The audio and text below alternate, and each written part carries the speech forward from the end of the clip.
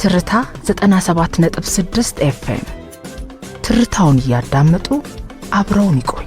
አድማጮች አብራችሁን ስላላችሁ ከልብ እናመሰግናለን። እንግዲህ ሰዓቱ ወጃውን ተከትሎ ከሀገር ውስጥና ከባህር ማዶ የተወጣጡ ዜናዎችን ወደ እናንተ የምናደርስበት ሰዓት ላይ ደርሰናል። በቅድሚያም ሀገራዊ ጉዳዮችን እናስቀድማለን። የገና በዓል የውጭ ሀገር ውስጥ ታዳሚዎች በተገኙበት በላሊበላ ከተማ በድምቀት ተከበረ። የገና በዓልን የሀገር ውስጥ ታዳሚዎችና የውጭ ታዳሚዎች በተገኙበት የተከበረው ይኸው በዓል በዕለቱ የተገኙት የተለያዩ ሊቀ ጳጳሳትም ኢትዮጵያ ሰላሟና አንድነቷ ጸንቶ እንዲኖር ሕዝቡ አንድነት፣ ፍቅርና አብሮነትን ማጠናከርና ለሰላሙ ተግቶ ሊሰራ እንደሚገባ አመላክተዋል። የሰሜንና ደቡብ ወሎ እንዲሁም ደግሞ የከሚሴ ሀገረ ስብከት ሊቃነ ጳጳሳት የቅዱስ ሲኖዶስ አባል ብፁዕ አቡነ ኤርሚያስን ጨምሮ ሌሎች ክቡራን ሊቃነ ጳጳሳትና እንግዶች ከበዓሉ ዋዜማ ጀምሮ እስከ ቤዛ ኩሉ ስነ ስርዓት ታድመዋል። በየዓመቱ ታኅሳስ 29 የገና በዓል በላሊበላ ከተማ የኢትዮጵያ ኦርቶዶክስ ተዋሕዶ ቤተክርስቲያን ተከታዮች እንዲሁም ጎብኚዎች በተገኙበት ነው የሚከበረው። ከዚህ ቀን ቀደም ብሎ በተለያዩ ቤተክርስቲያኖች ሃይማኖታዊ ስርዓቶች ይቀርባሉ። በዚህም የገና በርካታ ምእመናን የውጭና የሀገር ውስጥ ታዳሚዎች በተገኙበት በላሊበላ ከተማ በድምቀት ተከብረዋል። በበዓሉ ላይ የተገኙት የአማራ ክልል ምክር ቤት አፈ ጉባኤ ፋንቱ ተስፋዬ መንግስት ለላሊበላ ውቅር አብያተ ክርስቲያናት ጥበቃና እንክብካቤ በማድረግ ቅርሱ ዘመን ተሻጋሪ እንዲሆን እየሰራ መሆኑን ተናግረዋል። ታዋቂ ቅርሶችንና እሴቶችን ከመጠበቅና ከመከባከብ ጎን ለጎን የኢትዮጵያ ትንሣኤ እውን ለማድረግ በጋራ ለልማት መትጋት ይገባልን ብሏል። የጥንት አያቶችን ህያው ቅርሶችና ትውፊቶች መጠበቅና አዲስ ታሪክ በመስራት አሰባሳቢ ትርክት መገንባት ከዛሬው ትውልድም ይጠበቃል ሲሉ ገልጸዋል። የቱሪዝም ሚኒስቴር ዴኤታ ስለሺ ግርማ መንግስት ቅርሶችን ከመጠበቅና ከመንከባከብ ባለፈ አዳዲስ መዳረሻዎችን በልማት ለቱሪዝም ዘርፉ እድገት ትኩረት ሰጥቶ እየሰራ መሆኑንም ተናግረዋል። በርካታ ቅርሶች በዩኔስኮ በዓለም ቅርስነት በማስመዝገብ ከዘርፉ የሚገኘውን ጥቅም ለማሳደግ እየሰራ መሆኑንም ገልጸው የገና በዓል በላሊበላ በድምቀት መከበሩን ቅርሱን ለመላው ዓለም ለማስተዋወቅ ፋይዳው የላቀ እንደሆነም ገልጸዋል።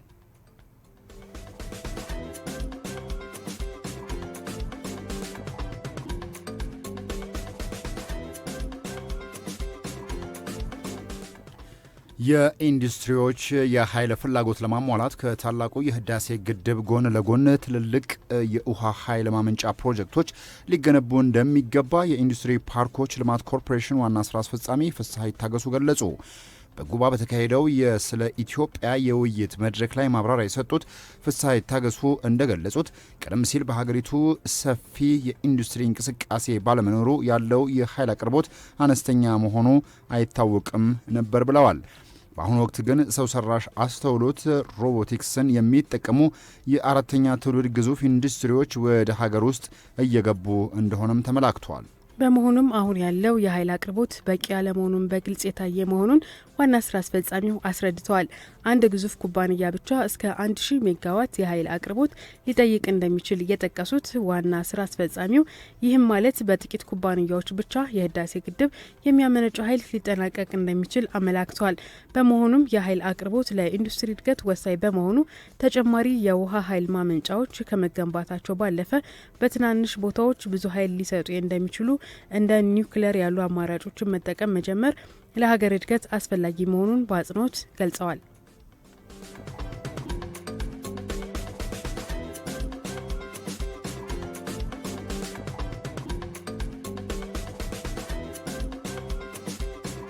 ሀገራዊና ዓለም አቀፋዊ ጉዳዮችን እየተመለከተን እንገኛለን። ሀገራዊ ጉዳዮችን አጠናቀን አሁን ደግሞ ከውጭ ላገኘናቸው ዜናዎች ስናልፍ አፍሪካን ቀዳሚ እናደርጋለን። የቡርኪና ፋሶ ወታደራዊ መሪ የሆኑት ካፕቴን ኢብራሂም ሞትሮኡሬ ለመግደል የተቀረበ ሴራ መክሸፉን የምዕራብ አፍሪካዊቱ ሀገር መንግስት አስታወቀ። የሀገሪቱ የደህንነት ሚኒስቴር እንደገለጸው መሪውን ለመግደል የረቀቀ የተባለ ሴራ የተቀናበረበት ከ3 ዓመት በፊት በትራኦሬ ከመሪነት በተገለበጡት ወታደራዊ መኮንን በሌተናል ኮሎኔል ፖል ሄንሪ ዲምባ እንደሆነም ተገልጿል። የደህንነት መስሪያ ቤቶችን ይህንን ሴራ በመጨረሻው ሰዓት ላይ ደርሰውበታል። ሴረኞቹ የሀገሪቱን መሪ ለመግደልና ሲቪል ባለስልጣናትን ጨምሮ ሌሎች ቁልፍ ተቋማትን ለመምታት እቅዱ ነበራቸው ሲሉ የደህንነት ሚኒስቴሩ መሐመድ ሳና ተናግረዋል። አክለውም ሴራው በጎረቤት ሀገር አይቮሪ ኮስት አማካኝነት ተደግፏል ሲሉም ከሰዋል።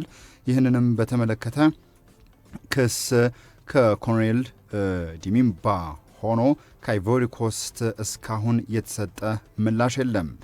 በርካቶች ከቶማስ ሳንካራ ጋር የሚያመሳስሏቸው የቡርኪና ፋሶ መሪ ኢብራሂም ትራውሬ ስልጣን ላይ በቆዩባቸው 2 ዓመታት ውስጥ 2 የመፈንቅለ መንግስት ሙከራ ተደርጎባቸዋል። በርካታ የግድያ ሙከራም እንደተፈጸመባቸው መረጃዎች ያሳያሉ። በተጨማሪም በሀገሪቱ ውስጥ እየተጠናከሩ በመምጣት ሚሊዮኖችን ከቤታቸው ያፈናቀሉት እስላማዊ ታጣቂ ቡድኖች ተብለው የተፈረጁ ታጣቂዎች በሀገሪቷ ላይ መረጋጋት እንዳይኖሩ እየሰሩ ይገኛሉ ሲል የዘገበው ቢቢሲ ነው። የአሜሪካው ፕሬዚዳንት ዶናልድ ትራምፕ ቬኔዙዌላ ከ30 እስከ 50 ሚሊዮን በርሜል ድፍድፍ ነዳጅ ለአሜሪካ እንደምታቀርብ ማስታወቃቸውን ተከትሎ የዓለም የነዳጅ ዋጋ ከ1 በመቶ በላይ መቀነሱን ዘ ጋርዲያንስ ረቡዕ ዕለት ዘግቦታል። ዓለም አቀፍ መለኪያ የሆነው የብሬንት ድፍድፍ ነዳጅ ዋጋ ረቡዕ ዕለት ከ1 በርሜል ከ$60 በታች የወረደ ሲሆን የአሜሪካ ድፍድፍ ነዳጅ ደግሞ በ1.4 በመቶ ቀንሶ $56.44 ሆኗል። የአሜሪካው ጣልቃ ገብነት ቬኔዙዌላ ወደ ቻይና የምታደርገውን የነዳጅ ኤክስፖርት ሊያቋርጥ ይችላል የሚል ስጋትንም ፈጥሯል። ይኸው የላቲን አሜሪካ ሀገር ከምታመርተው ድፍድፍ ነዳጅ ውስጥ 80 በመቶ የሚሆነው ወደ ቻይና የምትልክ እንደነበረም የሚታወቅ ነው።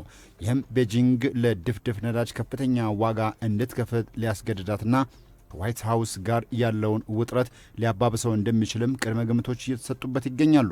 የቻይናው የውጭ ጉዳይ ሚኒስተር በሰጡት መግለጫ ቬኔዙዌላ በተፈጥሮ ሀብቷና በኢኮኖሚያዊ እንቅስቃሴዎቿ ላይ ሙሉና ቋሚ ሉዓላዊነት አላት ሲሉም ተናግረዋል።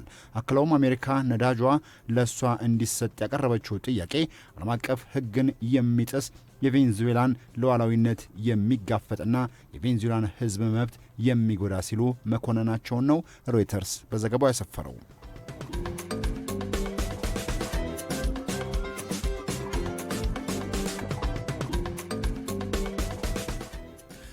የተከበራችሁና የተወደዳችሁ ውድ አድማጮቻችን በመከታተል ላይ የምትገኙት ትርታ 97.6 ኤፍኤም የታህሳስ 30 ቀን 2018 የማለዳ የትርታ ቁርስ ዝግጅታችንን ነው።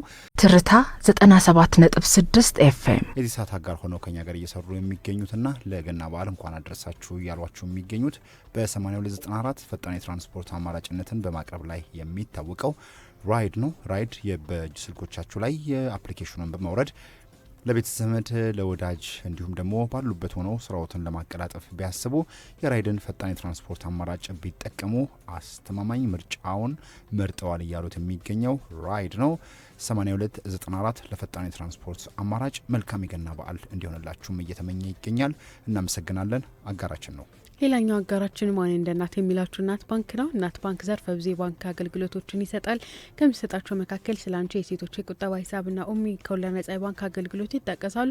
እንዲሁም በእናት ፖስ የክፍያ አማራጭ በርካታ አገልግሎቶችን ማግኘት ትችላላችሁ። እናት መላ ወይም ዩኒካሽ ደግሞ የትምህርት ቤት የክፍያ አማራጭ ነው። በዚህ የክፍያ አማራጭ ወራዊ የትምህርት ቤት ክፍያ መፈጸም፣ የልጆችን ውጤት ባሉበት ሆነው መከታተል፣ የመጽሐፍ ግዥና የጉዞ ክፍያዎችን መክፈል እያስችላችኋል። በዚህም የተነሳ በኢትዮጵያ የሚገኙ ትምህርት ቤቶችን አብረው እንዲሰሩ ብዛለን ይላችኋል። በእናት ሁሉም ይቻላል የሚላችሁ እናት ባንክ የአውሮፕላን ትኬት መቁረጥ ብትፈልጉ በእናት ባንክ በኩል መቁረጥ እንደምትችሉም አማራጭ አቅርቦላችኋል። ማን እንደ እናት ባንክ የሂሳብ አጋራችን ነው።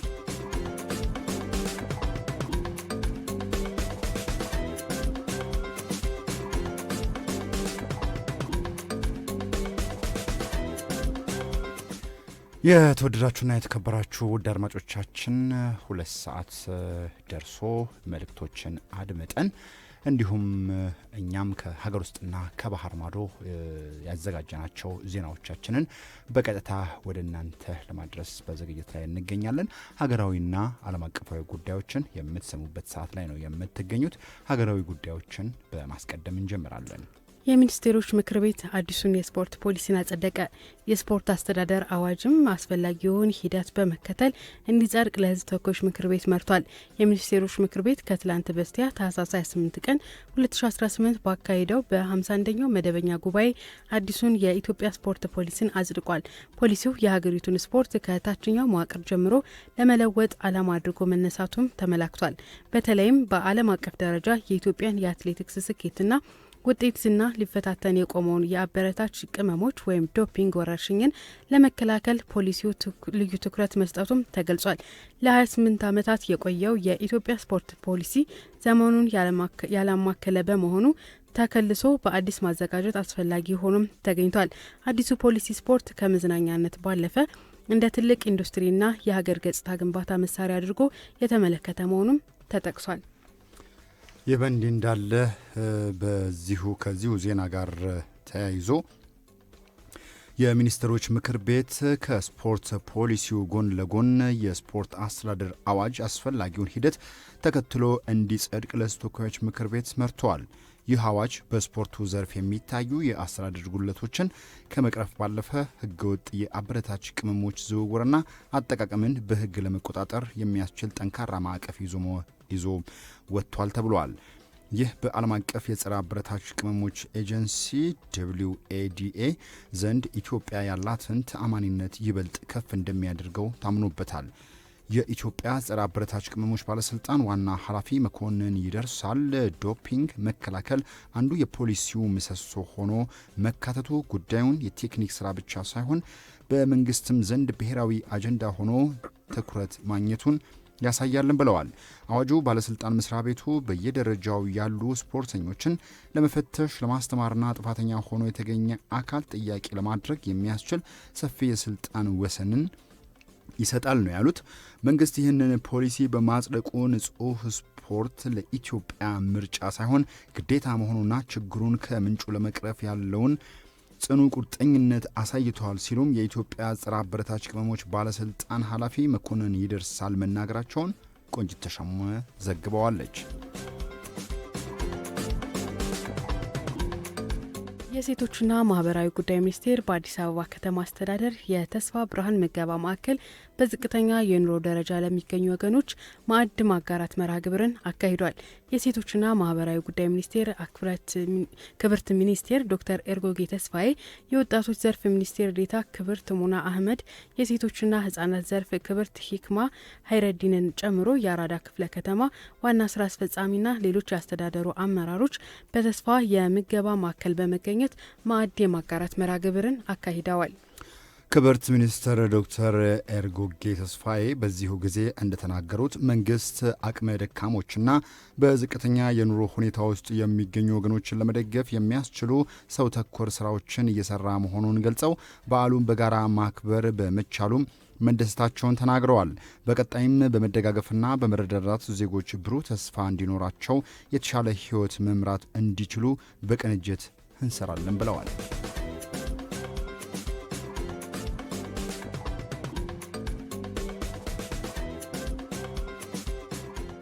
የቻይና የውጭ ጉዳይ ሚኒስትር ዋንግ ዩ ከትናንት ጀምሮ ለ5 ቀናት ለሚቆይ ይፋዊ ጉብኝት ወደ ኢትዮጵያ፣ ሶማሊያ፣ ታንዛኒያና ሌሴቶ ሊጓዙ መሆኑን መስሪያ ቤታቸው ነው ያስታወቀው። የቻይና የውጭ ጉዳይ ሚኒስትር ለመጨረሻ ጊዜ በሶማሊያ ጉብኝት ያደረጉት እንደ አውሮፓውያኑ አቆጣጠር 1980ዎቹ እንደሆነ የዜና ወኪል ሮይተርስ ዘግቧል። ከትናንት ታህሳስ 29 እስከሚቀጥለው ሳምንት ሰኞ ጥር 4 2018 የሚቆየው ጉዞ የቻይናው የውጭ ጉዳይ ሚኒስትር በአዲሱ አውሮፓውያኑ ዓመት የሚያደርጉት የመጀመሪያው ጉብኝት እንደሚሆን መግለጫው ያስረዳል። የቻይና የውጭ ጉዳይ ሚኒስትር ላለፉት 36 ተከታታይ ዓመታት የዓመቱ የመጀመሪያው የውጭ ጉዞ መዳረሻቸውን ወደ አፍሪካ ሲያደርጉ መቆየታቸው ተጠቅሷል። ዋንግዩ ወደ አገራቱ የሚጓዙት በቀረቡላቸው ግብዣ አማካኝነት ስለመሆኑም ተጠቅሷል። ይህ መረጃ በዚህ እንዳለ ከውጭ ጉዳይ ሚኒስቴሩ አፍሪካ መዳረሻዎች መካከል በቀዳሚነት የተጠቀሰችው ኢትዮጵያ ናት። በኢትዮጵያ በሚኖራቸው ቆይታ በአፍሪካ ህብረት ዋና መስሪያ ቤት በሚካሄደው የቻይና አፍሪካ የህዝብ ለህዝብ ግንኙነት የመክፈቻ ስነ ስርዓት እንደሚገኙም ተገልጿል። መግለጫው ሶማሊያን በሁለተኝነት ጠቅሷታል። እንደ ሮይተርስ ዘገባ የቻይና የውጭ ጉዳይ ሚኒስቴር ለመጨረሻ ጊዜ ወደ ሶማሊያ የተጓዘው በአውሮፓውያኑ አቆጣጠር በ1980ዎቹ ሲሆን የአሁኑ ጉብኝት ከ40 ዓመታት ገደማ በኋላ የመጀመሪያው ይሆናልም ተብሏል። እስራኤል ከሶማሊያ ተገንጥላ ነጻነቷን ላወጀችው ሶማሊያ የመጀመሪያውን የአገርነት እውቅና ከሰጠች በኋላ የሚደረገው ይህ ጉብኝት ለሞቃዲሾ ዲፕሎማሲያዊ ድጋፍ ሊሰጥ እንደሚችል ሮይተርስ ዘግቧል።